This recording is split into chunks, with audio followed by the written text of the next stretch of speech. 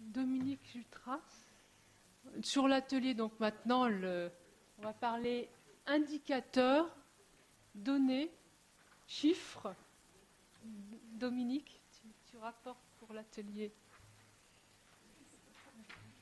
Pardon? Oui, pardon. Voilà, hop, c'est bon. Celui-là, je laisse. Bonjour. Me voyant de nouveau à la tribune. On m'a demandé d'être rapporteur à cet atelier parce qu'au Québec, à l'Observatoire, on est en train de construire des indicateurs sur la culture et les communications. Donc, j'ai accepté. Tout au cours de ma préparation à jouer ce rôle-là, j'ai discuté avec Florence sur le fait que je connaissais peu les infrastructures existantes ici et que ça pouvait avoir un certain rôle dans mon rapport, mais écoutez, je pense que Jacqueline est là, elle pourra compléter, c'est elle qui était modératrice de l'atelier, compléter si j'oublie des choses. Mais par ailleurs, Florence indiquait aussi que la question des indicateurs, cet atelier-là avait été difficile à monter, qu'il y avait probablement beaucoup de visions contradictoires, etc., par rapport à cette chose. Mais je crois que finalement, les panélistes sur l'atelier étaient tous très au fait de ce qui en retourne, si on veut, des indicateurs et de la production statistique et de la production de mesures utiles à l'activité qui vous concerne.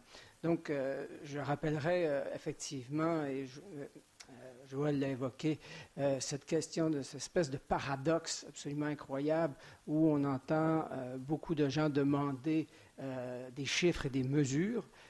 C'est clair, on vous entend tous demander ça et à l'atelier ça ressortait. Et que d'un autre côté, les établissements sont très sollicités par des enquêtes. Certains m'ont même mentionné à un moment donné qu'ils répondaient jusqu'à 14 enquêtes par année différentes et qu'il y a une frustration absolue. Et il y avait une panéliste qui mentionnait cette frustration absolue de ne pas avoir de retour sur ce qui est fourni et de peu savoir, effectivement, de savoir difficilement à quoi vont servir les chiffres, où vont les chiffres.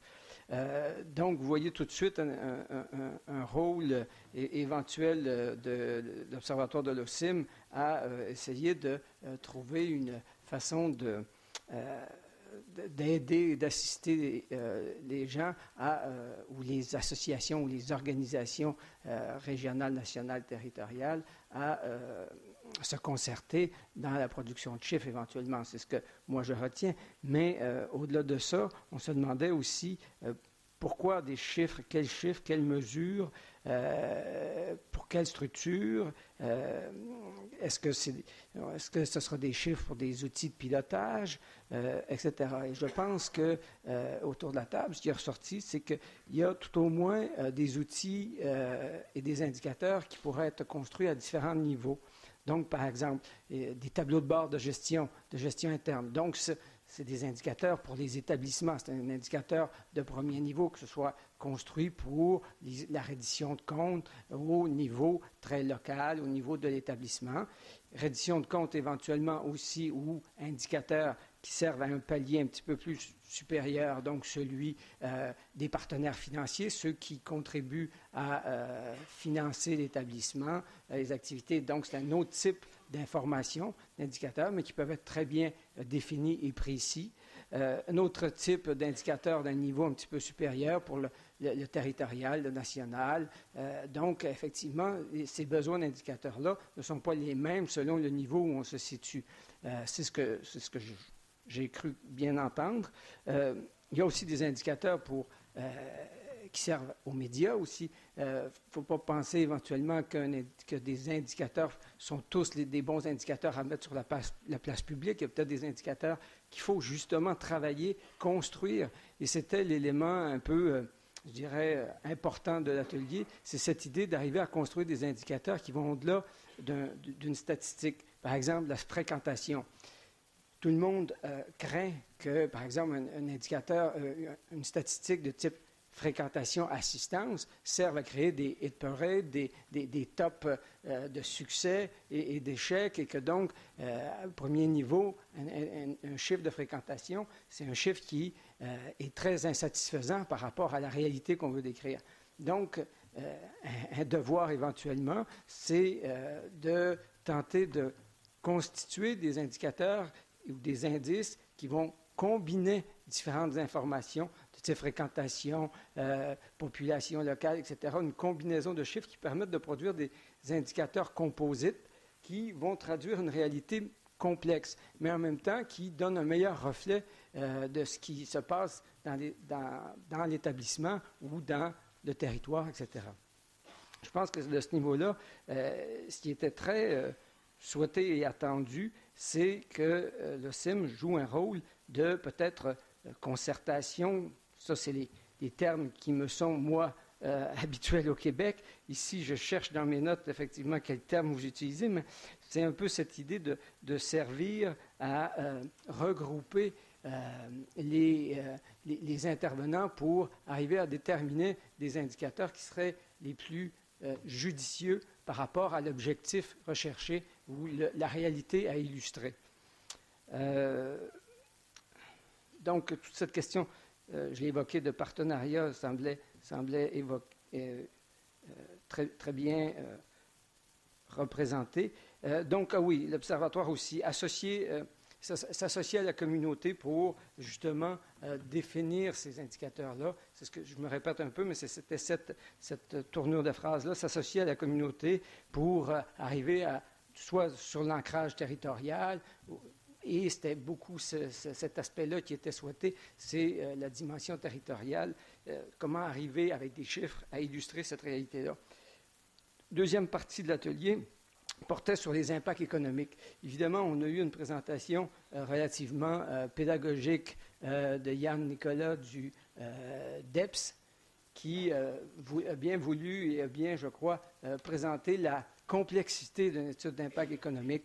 Et une étude d'impact économique, souvent, c'est vu comme étant une espèce de panacée parce qu'on entend parler beaucoup. Il y a beaucoup de gens qui évoquent cette question d'impact économique, mais en même temps, c'est quelque chose de très complexe à constituer.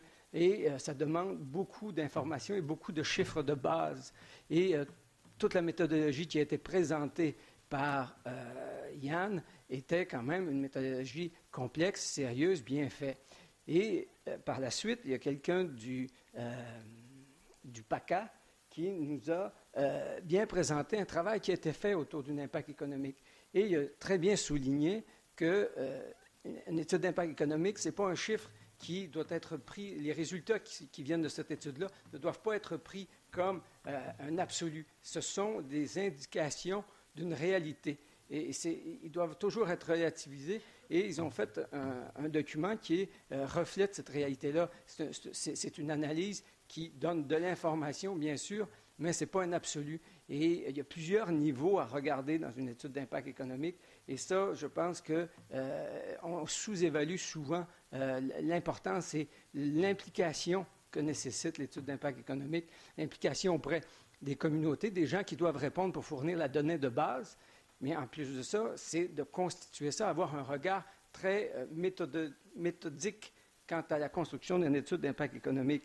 Et cette question-là, effectivement, la méthodologie de la construction d'indicateurs, et là je reviens à la première partie et non pas sur les impacts économiques eux-mêmes, la construction méthodologique des indicateurs, j'ai entendu, je crois bien, suggérer que ce mandat-là pourrait être travaillé par l'Observatoire de l'OCIM sur cette question, comment peut-on construire un certain nombre d'indicateurs avec les communautés territoriales.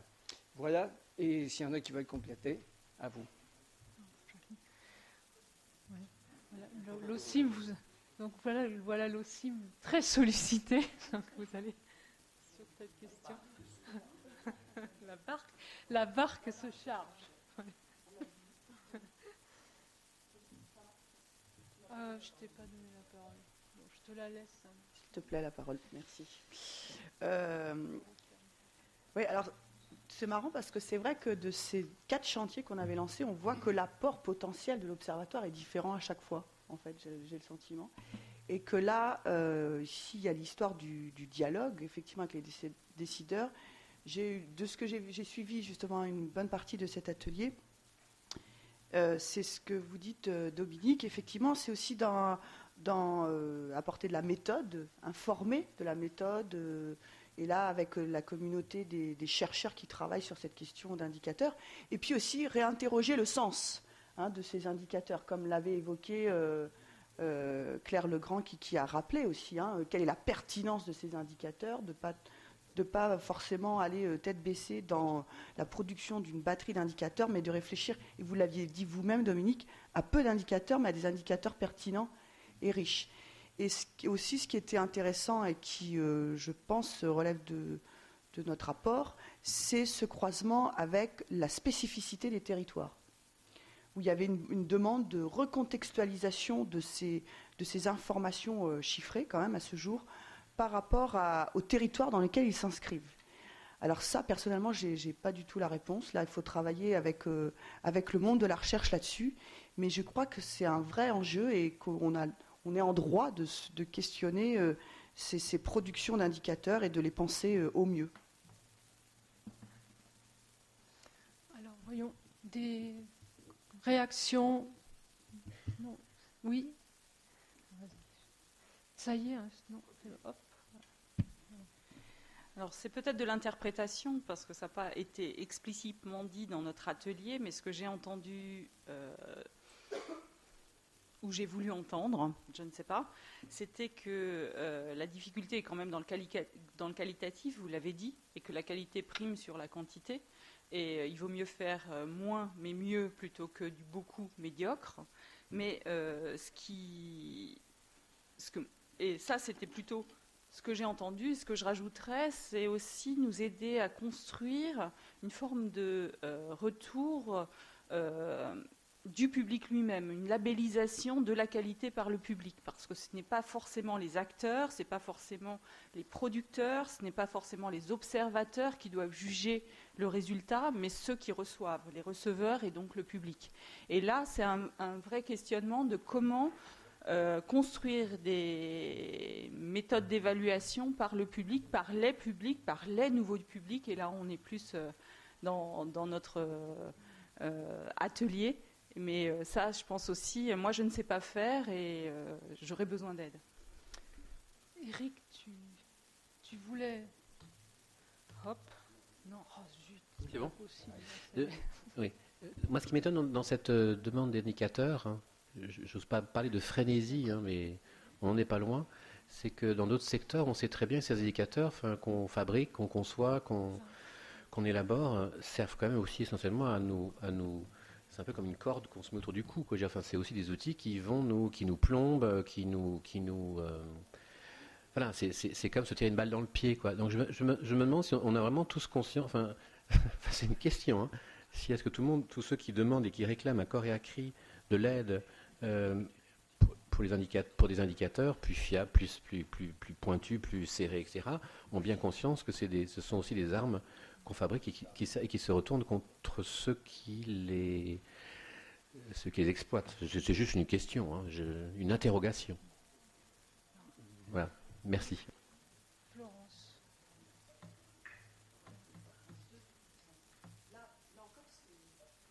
Là encore, c'est un chantier. Justement, là, on ouvre le chantier des indicateurs. On a déjà vu la grande palette.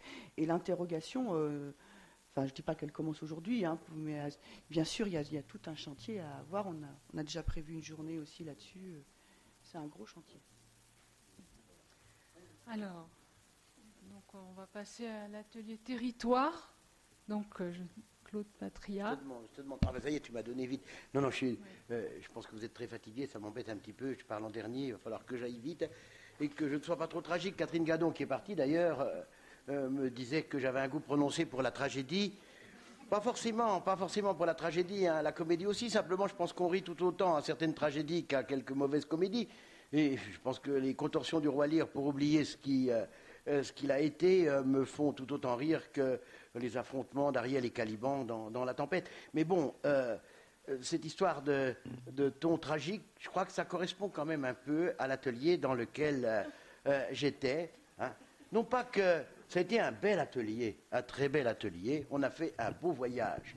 Et m'étant auto-octroyé le privilège d'occuper le bureau du grand maître Bachelard à la faculté de Chabot-Charny et l'occupant modestement aujourd'hui, j'ai eu l'occasion avec lui, en le relisant régulièrement, lui qui par rapport à notre propos insistait tant sur ces deux parties de notre cerveau et deux modes de pensée qui étaient les nôtres, celui de l'imaginaire et de l'émotion et celui de la raison, et que fondamentalement le trait d'union qu'il faisait entre les deux, c'était la rêverie. Et est-ce que la rêverie n'est-elle pas précisément la question d'être et d'existence de la culture scientifique et technique? Donc ne négligeons pas cet aspect des choses, il est important, et comme je vais le dire et le répéter, le marteler, on ne peut bien faire de la culture scientifique et technique que si on est à la fois savant et cultivé, hein, et qu'on fait le lien entre les deux. Donc là, encore une fois, Bachelard nous a montré la voie. Oui, ce fut un bel atelier parce que ce fut un voyage, un grand voyage.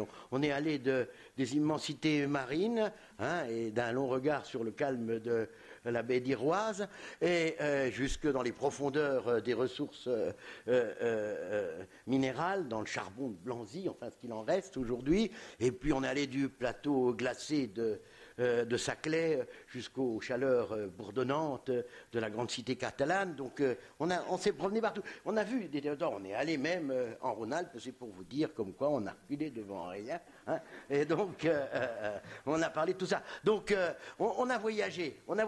Et quand je dis que c'est tragique, c'est parce que cet atelier se déroule à un moment extrêmement sensible, extrêmement inquiétant, et avec cette grande stupéfaction qui est la mienne en tant qu'observateur de la vie politique française, de voir le peu d'inquiétude que semblent avoir, à l'heure qu'il est, les acteurs de la culture en général, de la culture scientifique et technique en particulier, sur ce qu'est en train de se passer aujourd'hui dans les collectivités territoriales. Vous savez, on a un ministère qui se prétend ministère de la culture, hein, et qui l'est très peu, hein, qui l'est pratiquement plus, depuis longtemps, qui se contente d'être un ministère des arts et des artistes, et qui, pour la culture, s'est déchargé de longue date sur les collectivités territoriales de tout ce travail d'approche, d'acclimatation, de familiarisation et de développement. Belle lurette que les collectivités territoriales payent 75% du travail qui se fait en la matière. Or, aujourd'hui, devant la crise terrible financière qui s'abat sur les collectivités territoriales, devant les difficultés de l'État,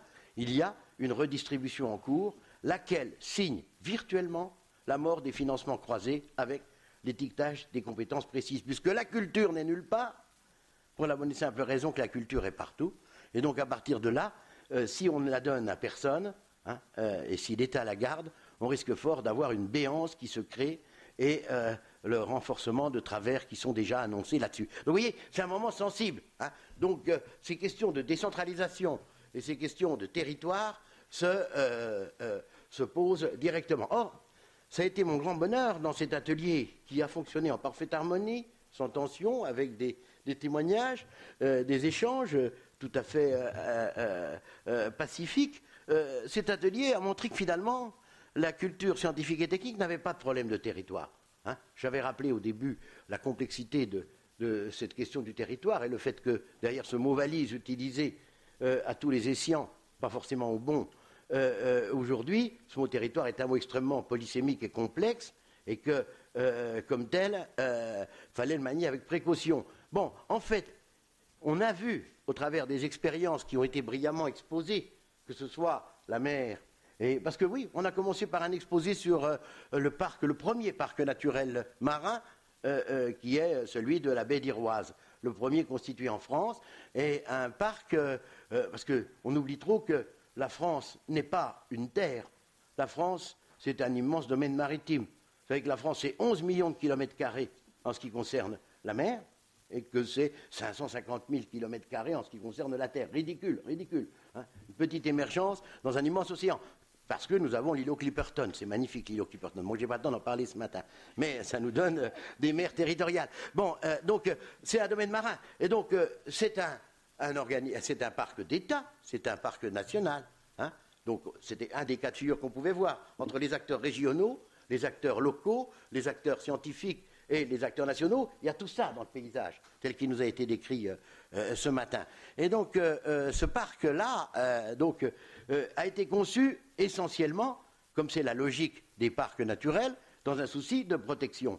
Et là, Geneviève nous a parfaitement expliqué ce matin comment cette logique de protection aurait abouti à la mort inévitable de la structure du parc. Et que si on s'en était tenu à une logique de protection des espèces, à une logique de protection du milieu, eh bien, ce parc aurait disparu. Pour la bonne et simple raison qu'il y avait à se colter à des gens qui travaillent, qui vivent, ou qui se promènent, ou qui habitent ce terrain-là, et que leurs intérêts sont parfaitement contradictoires. Donc, ce parc n'a pu voir le jour que le jour où on a décidé d'ouvrir le concept de protection, d'en garder la base, vers un concept de gestion au sens d'association des acteurs à l'organisation de ce territoire. Ce qui était une manière de poser le problème de la culture scientifique dans un sens. Alors, le problème, quand je dis qu'il n'y a pas de problème de territoire, c'est qu'on a vu des territoires extrêmement différents, avec des raccrochages extrêmement différents. On peut ici, sur les bastions de Rhône-Alpes que j'évoquais tout à l'heure, vouloir se raccrocher d'abord à la recherche et à la science. On peut ailleurs dire qu'on se raccroche beaucoup plus à la culture, beaucoup plus au tourisme, ça dépend des endroits, ça dépend des projets, qu'on se raconte à l'histoire, qu'on se réfère à l'histoire. Et ça, Patrice a rappelé avec beaucoup de beauté qu'en matière de structure et d'opérateurs de culture scientifique et technique ou d'écomusées, on se rapproche énormément de l'histoire et du vécu social dans la détermination même du projet. Et il montrait, et il rappelait à quel point cette floraison des écomusées et des musées de société dans les années 1980-90 était surtout l'apparition, l'émergence de structures de deuil pour gérer le deuil d'un passé, que ce soit des puits de mines, que ce soit des sites industriels requalifiés, etc. Donc c'était toujours une manière de retrouver une symbolique du territoire, symbolique qui s'appuyait sur une réalité perdue. Donc il y a toutes ces différences. Alors, on a vu des expériences très intéressantes, je ne les retracerai pas, elles ont été clairement définies, mais quand je dis que ce n'est pas tellement un problème de territoire, c'est que la culture scientifique et technique, il apparaît très clairement qu'elle a un problème d'identité. Qu'elle a un problème d'identité et que la difficulté à la situer dans des territoires tient à la difficulté à se situer exactement comme telle dans l'univers des actions sociales. C'est que la culture scientifique et technique, et ça tient beaucoup à son histoire, ou à ses histoires, puisque au travers des différents témoignages, on voit bien que les choses se décrivent de manière différente, mais que cette culture scientifique a du mal à se penser pour ce qu'elle est. Est-ce que je suis dans la recherche? Est-ce que je suis dans la culture? Est-ce que je suis dans l'économique? Est-ce que je suis dans le social? Il y a tout ça dedans, et elle a un problème pour se positionner de ce point de vue-là. Et fondamentalement, si j'avais à résumer la discussion qu'on a eue ce matin là-dessus, je dirais que l'identité, la carte d'identité de la culture technique, c'est de se penser, de penser la culture scientifique et technique, elle se pense elle-même en termes de dimension culturelle de la science et de la technique, et non pas comme quelque chose. Donc c'est la mise en culture de la science et de la technique. Comme telle, elle ne doit jamais oublier qu'elle doit se rattacher à la culture. Pas de bantoustan pour la culture scientifique et technique. Qu'on arrête de me dire, je ne dis pas qu'il n'y a pas de spécificité. Dans mon propos, je ferai comme je fais d'habitude, je vous ramasserai ça en 10 commandements. Vous verrez que les deux choses émergent de manière contradictoire, mais en apparence, mais elles ne le sont pas. C'est qu'on veut bien reconnaître qu'il y a une spécificité de la culture scientifique et technique, de son objet, et qu'il a besoin d'être creusé, d'être ciblé et tout, mais que cet objet ne peut pas être pensé de manière autonome par rapport à la culture. Et c'est précisément en acceptant de se reconnaître non pas comme fondu dans la culture, mais comme étant une des dimensions, et particulièrement appliquée à la science et à la technique, c'est pour ça qu'il faut les deux, que la culture scientifique et technique pourra trouver sa place. En résumé, dis-moi qui tu es, je te dirai où tu peux être. Et donc c'est cette question, peut-être, et qui aurait intérêt à creuser du côté d'un futur observatoire, non pas d'une manière théorique. L'identité, ça ne se pense pas théoriquement.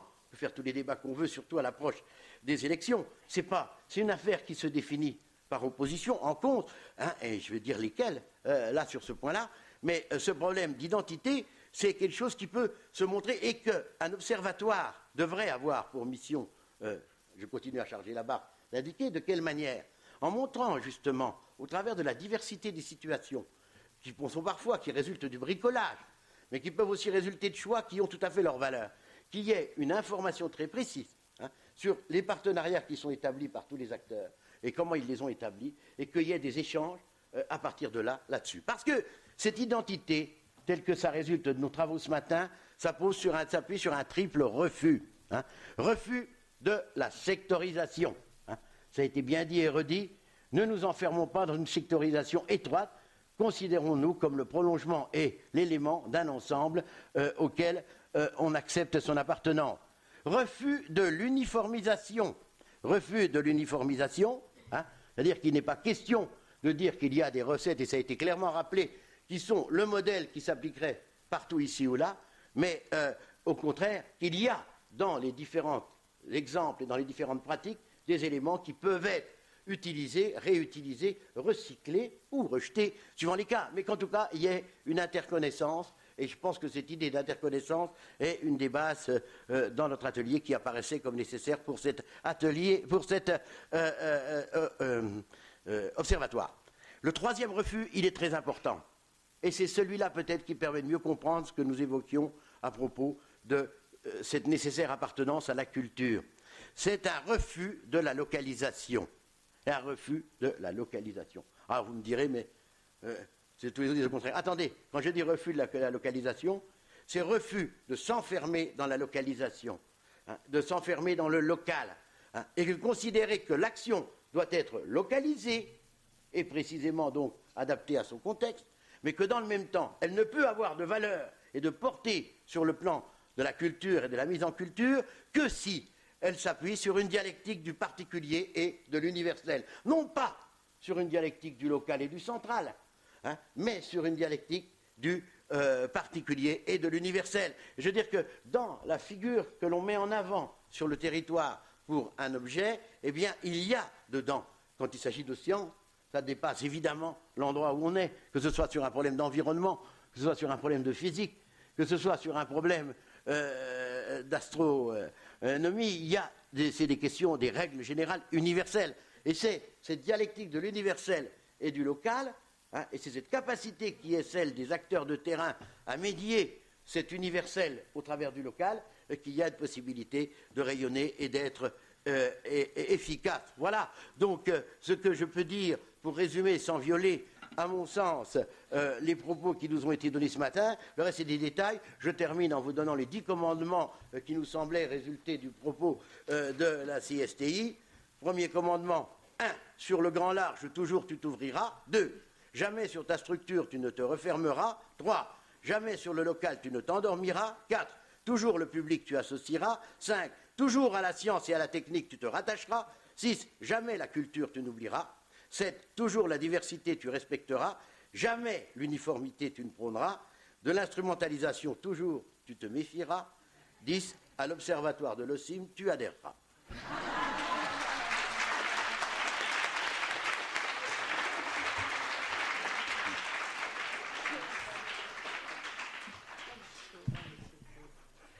Voilà, alors là, il faut qu'on le recopie.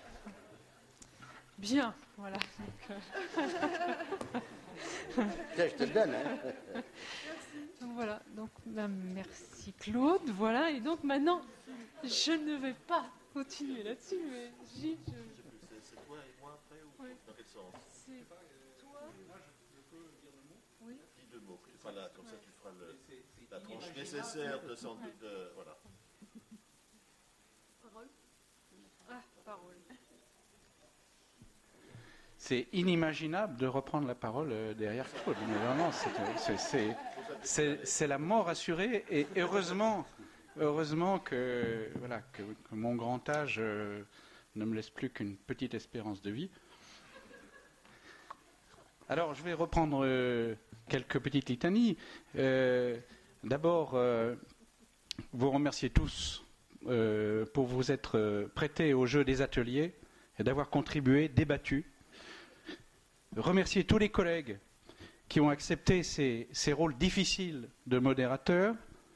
Ce matin, Richard Dupuis parlait de cruauté. Mais je crois que le rôle de rapporteur était non moins cruel, parfois plus ambigu, comme on l'a vu dans le cas de Claude. Remercier Joël, qui a présidé cette séance et organisé cette restitution de synthèse. Nous souhaitions parvenir et franchir ce seuil de visibilité, venir au jour. Donc nous souhaitions cette mise en circulation publique de l'existence de cet observatoire. Vous nous l'avez accordé. Nous souhaitions pour cela une participation large, représentative des diversités. Vous nous l'avez accordé. Nous espérions une participation forte au contenu, aux interrogations, à l'identification des traits caractéristiques du paysage actualisé. Vous nous avez comblés. Il nous faut maintenant que vous nous accordiez encore quelque chose. Un peu de temps. Nous permettre de digérer, de synthétiser. Nous nous engageons à faire en sorte que cela aille vite. Nous allons pour cela rapidement vous renvoyer les matériaux, les déroulés, les synthèses. Sur quel support précis, on ne peut pas encore répondre, mais c'est un problème qui va se résoudre vite. Que vous acceptiez, mais je crois que Claude a anticipé là-dessus, que nous vous considérions comme un collectif fondateur, même s'il n'est évidemment pas question de l'institutionnaliser. Il nous faut, dans très peu de temps, proposer à nos tutelles la stratégie qui peut résulter de cette consultation.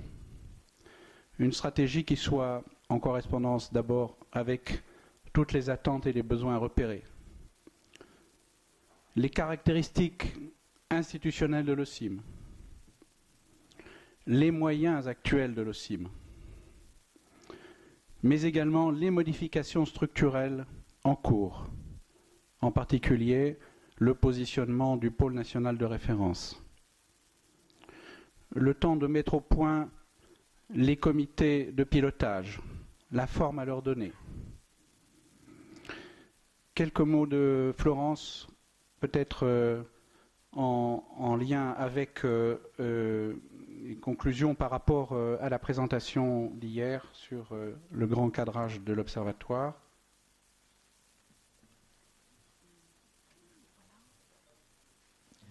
Non, bah écoutez, on vous remercie d'avoir joué le jeu du cadrage qu'on vous a proposé sur ces 2 journées.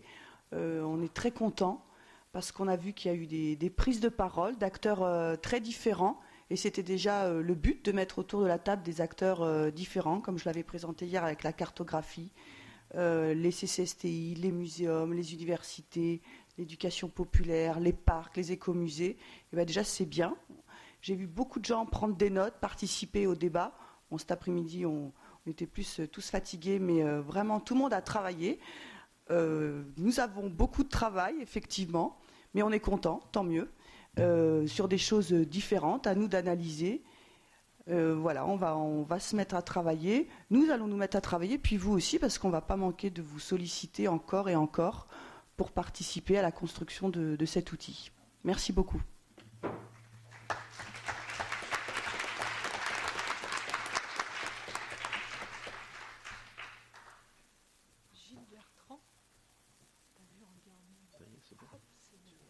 Merci beaucoup.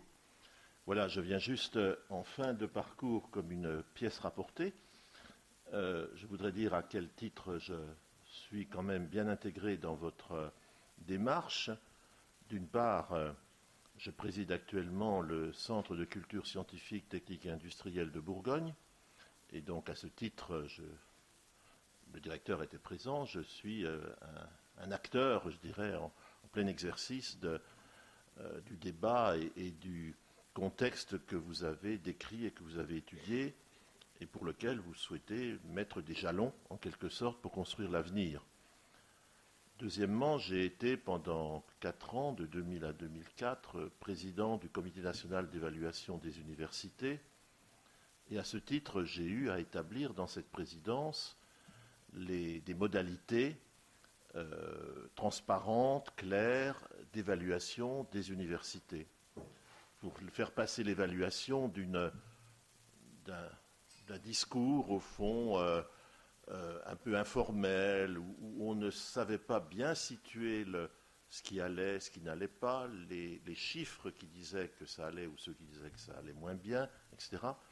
Et j'ai été amené, avec l'équipe du CNE, à mettre en place un livre de référence qui était un peu le document de chevet de l'évaluation des universités, en ce sens qu'il avait comme objectif d'aider les établissements à leur auto-évaluation.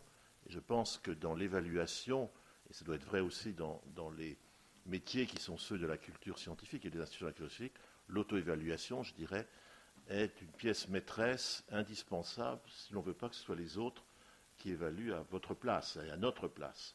Et donc, de savoir qui l'on est, ce que l'on fait, ce qui va, ce qui ne va pas, de savoir faire son analyse par la méthode, je dirais, opportunité, menace, réussite, échec, ce qu'on appelle la méthode SWOT. C'est à mon avis tout à fait utile. Je le fais actuellement pour mon laboratoire d'ailleurs. Et le troisième point, c'est qu'ayant été un des fondateurs de la présence de l'OCIM à Dijon, et avec quelqu'un qui en fut le directeur à l'époque, Philippe Guillet, eh bien j'ai un certain amour, je dirais, de l'OCIM et de voir ce qu'il réussit et ce à quoi il contribue à l'échelle nationale me comble. Et donc, je voulais dire à la fin de ce colloque, et de ce colloque fondateur, combien j'apprécie à la fois ce qui s'est fait, le public qui est venu et les résultats que j'ai trouvés tout à fait intéressants des 4 tables rondes. Alors, ma contribution à ce retour d'expérience, en quelque sorte, pour les tables rondes, je vais le poser en termes négatifs, je dirais, en termes négatifs par rapport à ce qui a été dit, non pas négatif pour diminuer, mais pour dire peut-être qu'il y a des marges que nous n'avons pas peut-être forcément explorées. Par exemple, vous avez beaucoup parlé lors du la première table ronde des publics. Et je pense que vous avez parlé de publics qui sont des publics un peu du style public savant, cultivé de la fin du XVIIIe siècle, public de l'encyclopédie peut-être, ou etc., où il y avait un gentleman agreement entre les savants et ceux qui aimaient les savants.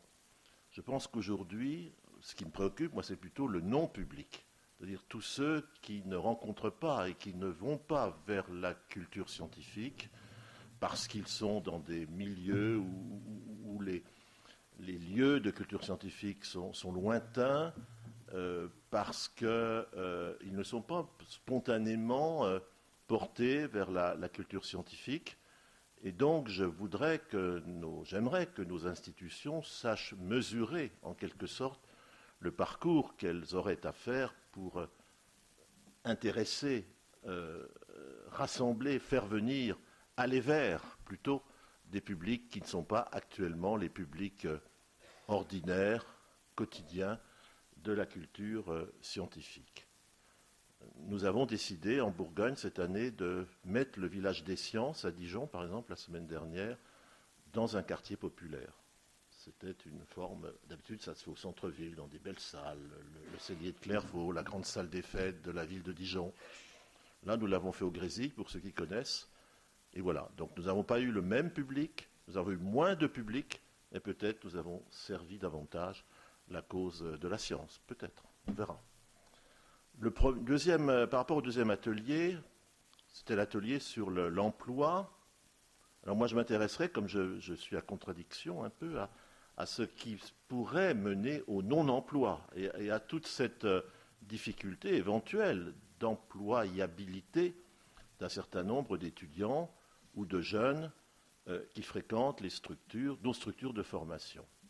Donc je crois que je salue, j'apprécie le travail qui est fait par tous ceux qui s'engagent dans la professionnalisation des études, qui font en sorte que les jeunes qui envisagent d'aller vers les métiers de la alors je ne sais pas si c'est les métiers de la culture ou les métiers de la science versus la culture, compte tenu de ce que Claude a dit, mais en tout cas, je pense qu'on a à voir un peu comment, au fond, peut se situer la situation, les emplois précaires, les difficultés d'employabilité, comment on peut aider à y remédier et faire en sorte que nos structures étant de plus en plus proches des professions, au fond, nous rendions le service de l'emploi au maximum de nos étudiants. Je crois qu'il faut aussi que l'on se rapproche des plateformes d'insertion professionnelle ou des bureaux de l'insertion professionnelle que chacune de nos universités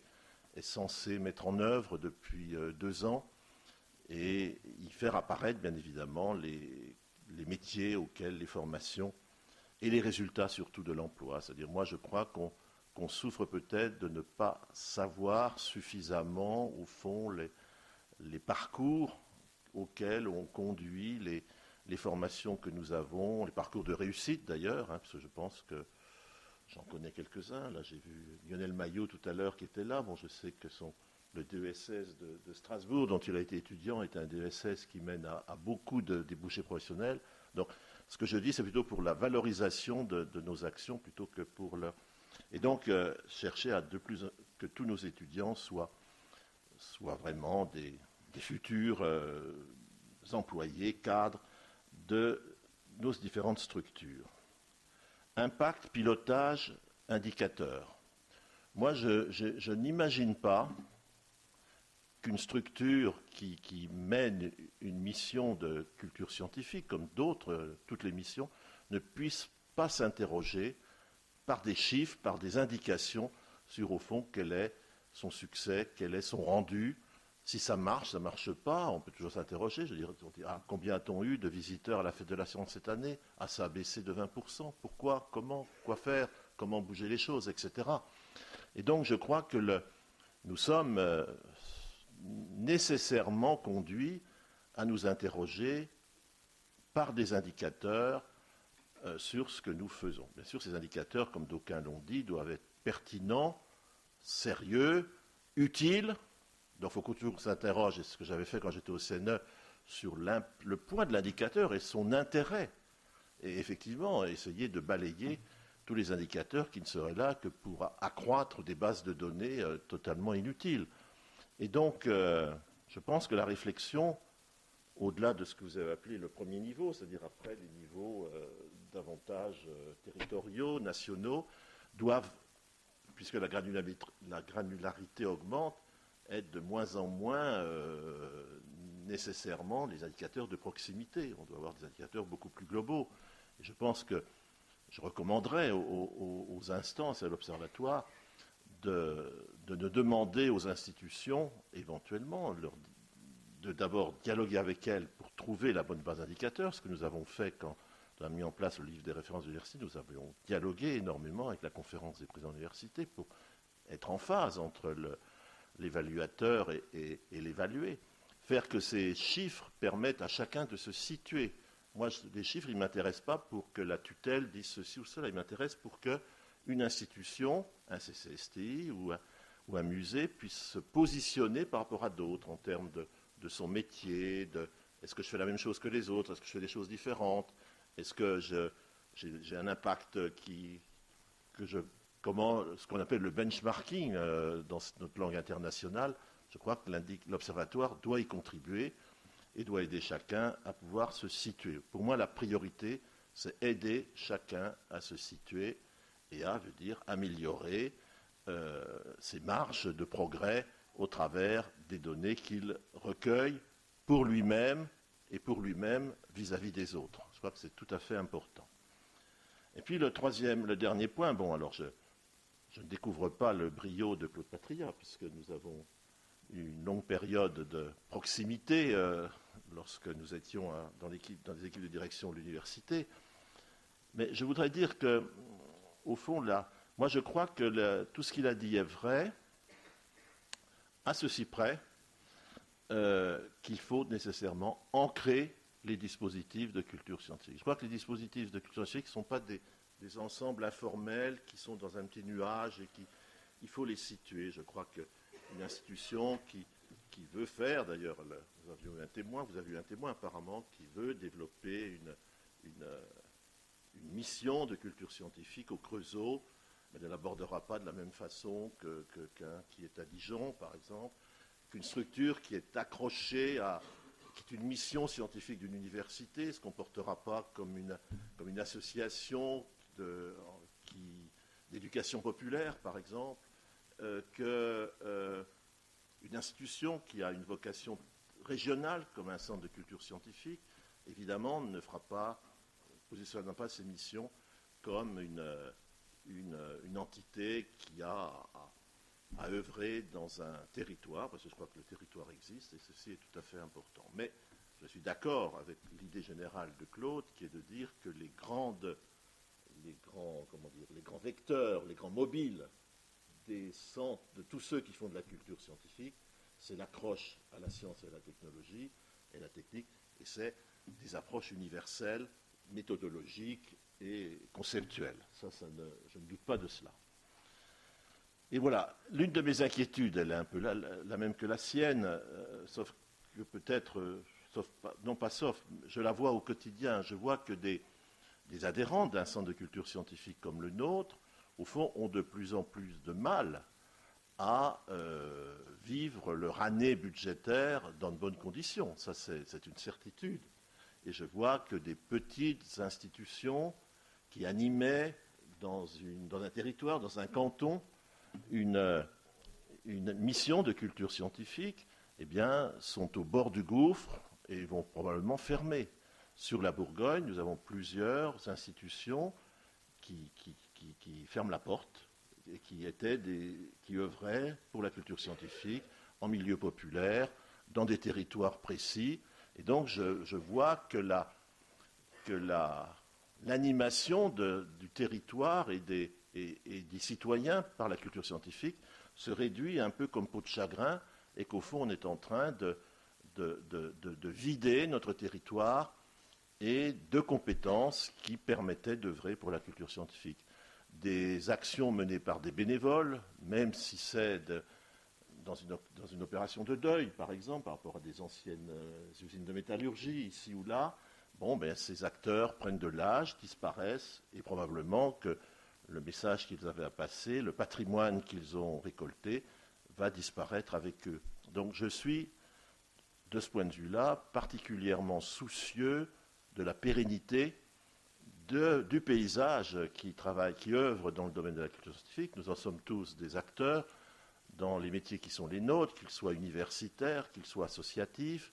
Et nous avons probablement à ce propos-là à nous interroger sur la pérennité finalement et qu'est-ce qui peut assurer la pérennité de nos actions de culture scientifique, technique et industrielle. Ça passe probablement par des budgets, et c'est vrai que les difficultés budgétaires sont réelles.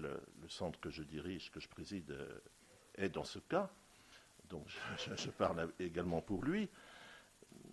Et je pense qu'il faut trouver des moyens de faire qu'il y ait une solidarité dans le paysage de la culture scientifique pour qu'on aide vraiment ensemble, qu'on mutualise et qu'on fasse que le mieux possible, on irrigue toutes les couches de la population, qu'on aille vers des demandes qui ne sont pas encore exprimées, qu'on ouvre des métiers qui ne sont pas encore suffisamment ouverts, et puis qu'on donne des données, des valeurs qui ne sont pas suffisamment popularisées. Et je pense que nous avons là un travail, et l'Observatoire est à ce travail, à mon sens, un travail de mise en valeur, d'ouverture, de mise en lumière de l'ensemble de l'activité pour que tout le monde voit bien qu'elle est essentielle et surtout qu'elle est fragile et en difficulté. Et ça, je crois que c'est une vraie question. En tout cas, en nom de l'Université de Bourgogne, de sa présidente qui a ouvert le colloque, mais qui est à Nevers ce soir, je voudrais vous remercier d'avoir animé ces 2 journées scientifiques, d'avoir contribué, je crois, à donner du sens et à lui donner de la valeur à cet observatoire, et de continuer, je dirais, à œuvrer pour qu'il vous soit utile, qu'il soit efficace, et qu'il mette en valeur toutes les actions qui sont menées ici et ailleurs au bénéfice de la culture scientifique, technique industrielle, du patrimoine, de la science en tout cas. Et je voulais vous remercier d'avoir donné du succès à cette entreprise qui n'était pas obligée d'en avoir au démarrage, même si nous y croyions tous, et de faire en sorte que peut-être on voit mieux le chemin de l'avenir de notre mission. Merci en tout cas à vous tous.